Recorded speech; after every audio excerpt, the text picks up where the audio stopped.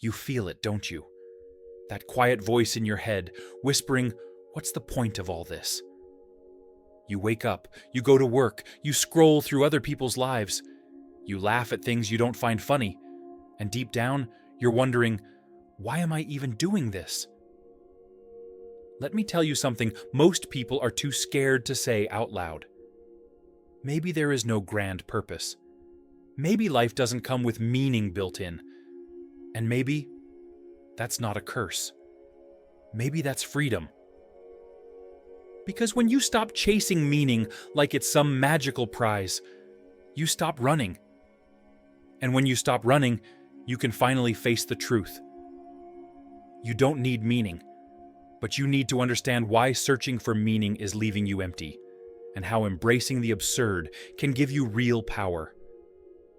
Not the kind of power that comes from answers, but from action.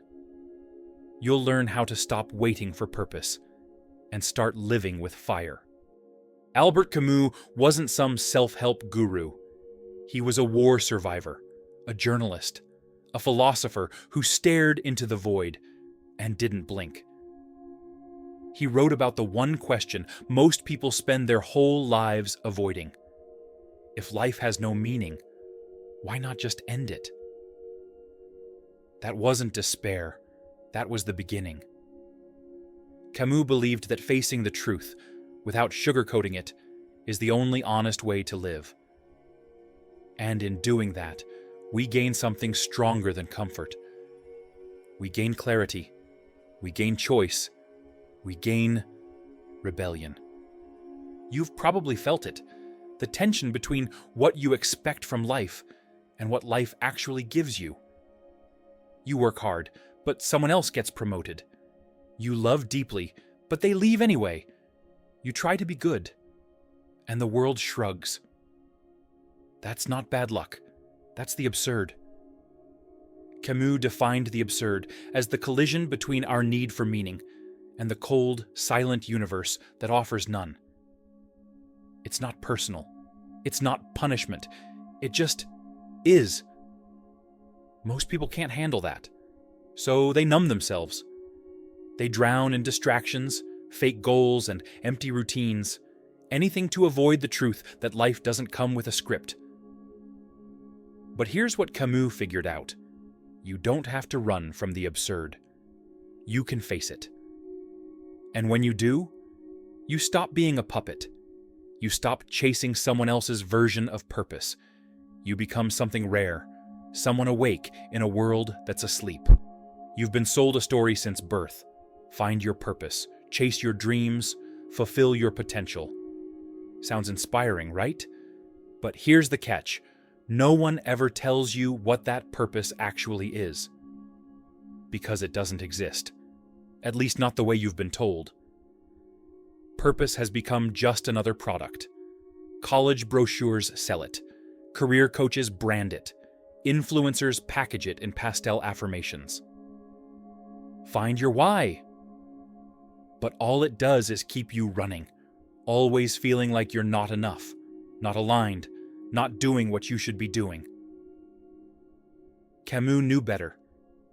He called this search for meaning a distraction, a trap. Because the more you search for some higher purpose to justify your life, the more powerless you feel when it doesn't show up. And here's the truth. You don't need a cosmic reason to get out of bed. You don't need fate to write your script. You just need to decide, what are you willing to fight for anyway? So if life is absurd and meaning is a lie, what's left? Rebellion. Not chaos, not violence, not rage, but the quiet, deliberate choice to live on your terms, even when nothing makes sense. That's what Camus meant by rebellion. It's not about destroying the world. It's about refusing to be destroyed by it. Sisyphus, Camus' symbol of the absurd man, is cursed to push a boulder up a hill forever. No reward, no end. But Camus imagines him happy. Why? Because he owns it. The world gave him struggle, so he made it his art, his defiance, his power.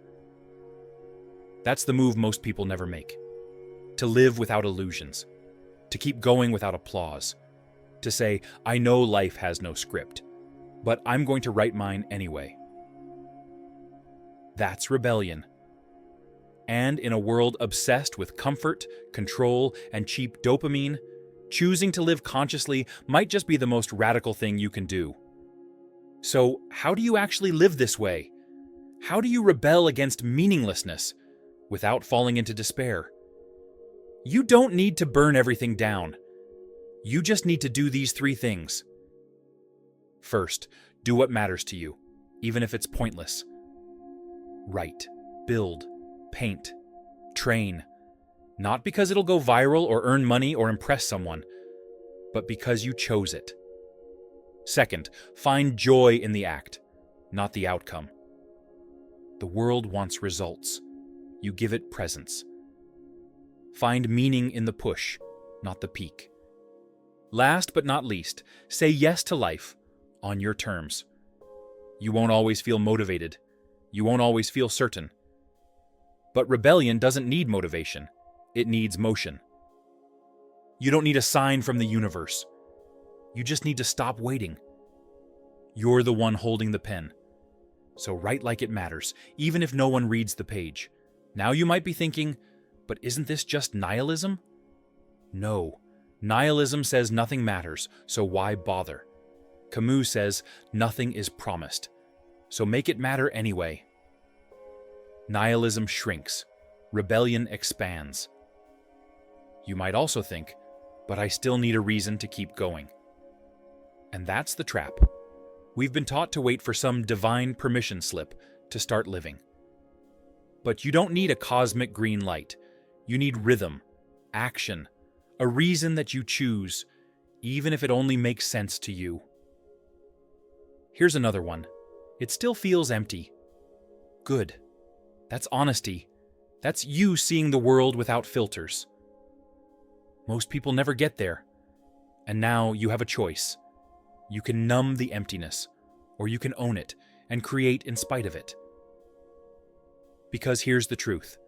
The ones who feel lost are usually the ones who are finally awake. And that's where the real work begins.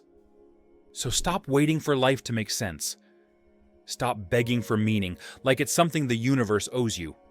It doesn't. But here's what you can do. Choose to live anyway. Not because life is perfect, but because you're not done yet. This video? This is your first step. Your first act of rebellion. Not against the world, but against the voice in your head that says you need permission to begin. So here's what I want you to do. Drop a comment below. Tell me what you're taking back today. Your time, your energy, your fire. Then hit subscribe. Because this isn't just another self-help speech. It's a revolt. And you just joined it.